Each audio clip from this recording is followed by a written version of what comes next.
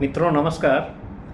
आज आपको कोई नए बिजनेस प्लान के बारे में मैं नहीं बताने जा रहा हूँ। मेरा मकसद है कि आज आपको जो इनकम टैक्स का बेसिक चीज़ हैं उन चीज़ों के बारे में कुछ कुछ समय अंतराल पर आपको अवगत कराते रहें और बेसिक जो चीज़ हैं फंडामेंटल जो चीज़ें हैं उनको आप समझ सकें। और मेरा मकसद सिर्फ ये नहीं होता है कि हम अपने चैनल के माध्यम से वीडियो के माध्यम से अपने प्रोफेशन का प्रचार प्रसार करें। मेरा मकसद ये होता है कि लोगों में जागरूकता फैले, लोग इन चीज़ों को जानें, समझें, सीखें और वो खुद से भी कर सकें। हम दावे के साथ कहते हैं कि अगर आप चीज़ों को बारीकी से समझेंगे, सीखना चाहेंगे तो कल के समय में टैक्स कंसल्टेंट आप भी बन सकते हैं और ये एक स्वरोजगार का बहुत ही अच्छा माध्यम है। मुझे ये बताते हुए काफ़ी फ़क्र हो रहा है कि आज के समय में बहुत से वैसे लोग हैं जो हमसे एकदम अनजान हैं, लेकिन सोशल मीडिया के थ्रू वो हमसे कांटेक्ट करते हैं, हमसे सर्विस लेते हैं और बहुत से लाभ हैं जो हम उनको दिला पाते हैं। अगर हम लोगों को कहें, किसी अनजान आदमी को कहें कि भाई आप आईटीआर फाइल करते हैं या नहीं, तो लोग सीधे सीधे ये समझ बैठते हैं कि उनको इनकम टैक्स लगता है कि नहीं, और वो लगता नहीं है तो फिर वो आईटीआर फाइल क्यों करेंगे। लेकिन सच्चाई कुछ और है। आईटीआर फाइलिंग जब आप करते हैं, जब आप हर समय रूटीनली इन चीज़ों को पूर्ति करते हैं, तो इससे आपको बहुत सा लाभ मिलता है।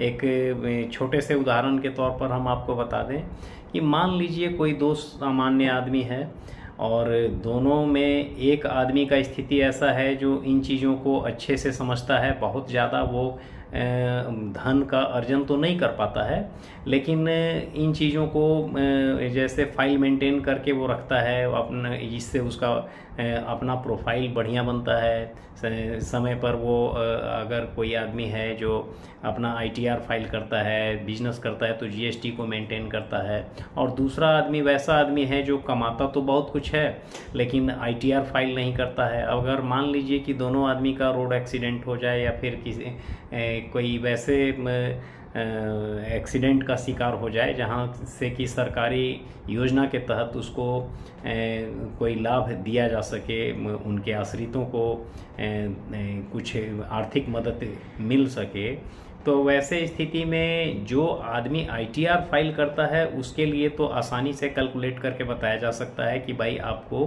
कितना सरकारी सहायता दिया जा सकता है, क्योंकि उसका सारा रिकॉर्ड मेंटेन किया हुआ है। दूसरा शख्स अगर मान लीजिए कि वो कहीं कोई उस तरह का रिकॉर्ड उसके पास नहीं है, तो उसके लिए एक सामान्य जो मजदूर वर्ग होते हैं उस तरह से उसको कैलकुलेट करके उसको सरकारी सहायता दिया जाएगा। तो ये कितना बड़ा नुकसान होगा इस चीज़ को आप समझ सकते हैं। वैसे हम जो फंडामेंटल चीज़ें हैं उन चीज़ों पर आते हैं। आपको एक विशेष चीज़ हम ये बताने जाएंगे कि जैसे टीडीएस और टीसीएस में क्या फ़र्क है। तो टीडीएस जो है वो कमोबेश हर लोग समझ रहे हैं कि टीडीएस कब कटता है और उसका रिफंड कैसे मिलता है, लेकिन टीसीएस में लोगों को कन्फ्यूजन होता है। तो इन चीज़ों को और ज़्यादा क्लियर समझने के लिए हम चाहेंगे कि आप हमारे स्क्रीन पर चल के देखें, पूरा डिटेल अभी हम आपको बताना चाहेंगे। मित्रों, गवर्नमेंट हम लोगों से कई तरह की टैक्स लेती है।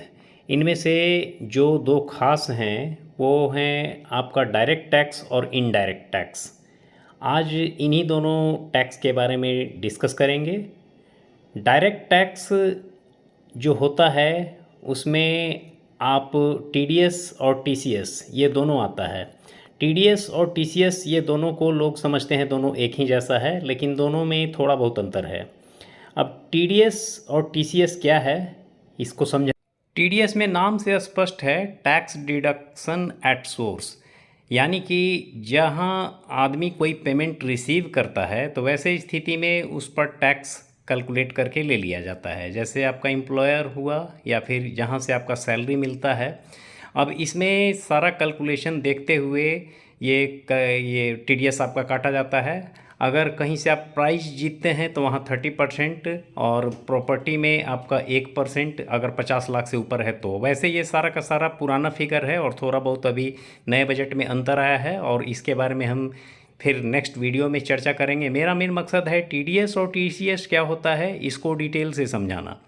अब आइए मान लीजिए कि टीडीएस लगता क्यों है इसको समझा जाए। जैसे मान लीजिए किसी का सैलरी किसी ने रिसीव किया, तो गवर्नमेंट इन हर आदमी को बारीकी से नज़र रखने के लिए ये सिस्टम बनाया कि जहां आपको सैलरी मिला वहीं पर आप काट के आप उनको पेमेंट कर दीजिए।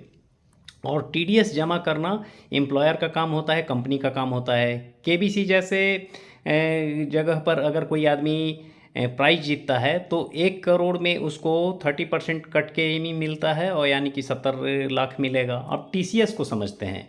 टीसीएस का मतलब होता है टैक्स कलेक्टेड एट सोर्स। जैसे मान लीजिए तेंदुलीप पर 5% है, अल्कोहल पर 1% है, टिम्बरवुड पर 2.5% है, टोल प्लाजा पर 2% है, और 10 लाख से अधिक का कोई गाड़ी खरीदता है आदमी, तो वहाँ पर वैसे स्थिति में जिस समय गाड़ी खरीदा गया उसी समय 1% काट के वो टीसीएस रख लिया जाता है, और वो गवर्नमेंट के साइट पर जाके जमा कर दिया, विभाग को जमा कर दिया जाता है। तो वैसे स्थिति में मतलब ये हुआ कि अगर आपका मान लीजिए 11 लाख का गाड़ी है तो 11,000 रुपया टीसीएस काट के वो आपका जो है कंपनी आपसे रख लेगा, एक्स्ट्रा मतलब आपका लगेगा। और टीडीएस और टीसीएस दोनों जब आप रिटर्न फाइल करते हैं तो वो आपको नज़र आता है, उसका विड्रॉवल आपको मिल जाएगा, ये रिफ़ंड हो जाएगा, लेकिन उसके शर्त को आप पूरा करते हैं तो मतलब कि आपका कितना इनकम है ये देखते हुए। अब इस चार्ट में देख सकते हैं कि अलग अलग स्थिति में आपका कितना टैक्स लगेगा, ओल्ड टैक्स में और न्यू टैक्स में, ये सब के सब आपका पिछले सेशन के अनुसार हमने कैलकुलेट करके बताया। अब थोड़ा बहुत आइडिया आपको हो गया होगा टीडीएस और टीसीएस क्या होता है। तो एक चीज़ तो आप समझ गए होंगे कि टीडीएस और टीसीएस दोनों जमा करना एम्प्लॉयर का और कंपनी का जिम्मेवारी होता है। अगर ये कंपनी या फिर एम्प्लॉयर जब जमा नहीं करते हैं तो वैसे स्थिति में इन पर गवर्नमेंट फ़ाइन करती है और इनको सूद के साथ जोड़कर फिर जमा करना पड़ता है। मतलब कि पूरी जिम्मेवारी जवाबदेही इनकी होती है। और अगर कोई आदमी इस स्लैब में नहीं आता है, जैसे उनको टैक्स नहीं बनना चाहिए और इनको ये कटा हुआ है, तो वैसे स्थिति में उनको आईटीआर फाइल करना होता है। बहुत से लोगों को ये पता नहीं रहता है कि टीडीएस या टीसीएस इनका कटा हुआ है।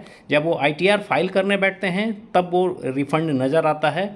मतलब ये कि गवर्नमेंट का काम भी आसान हो जाता है, और आप अगर जिम्मेवारी से आईटीआर फाइल करते हैं तो जो एक्स्ट्रा टैक्स आपका कटा हुआ है वो आपको रिफ़ंड मिल जाता है। तो हम ये समझते हैं कि इन चीज़ों से आपको क्लियर हो गया होगा कि टीडीएस और टीसीएस क्या होता है। तो वैसे और इसके अलावे अगर कोई प्रश्न रह गया हो तो आप कमेंट ज़रूर करें और अपने मित्रों के साथ भी ये शेयर करें। उसके अलावे अगर आप कुछ जानना समझना चाहते हैं, सीखना चाहते हैं, तो निसंकोच हमारे दिए गए नंबर पर संपर्क कर सकते हैं और पेड सर्विस भी ले सकते हैं। कोई सलाह व मशवरा आपको मुफ्त में मिलेगा। तो हम उम्मीद करते हैं कि टीडीएस और टीसीएस क्या होता है ये आप भली भांति समझ चुके होंगे। धन्यवाद।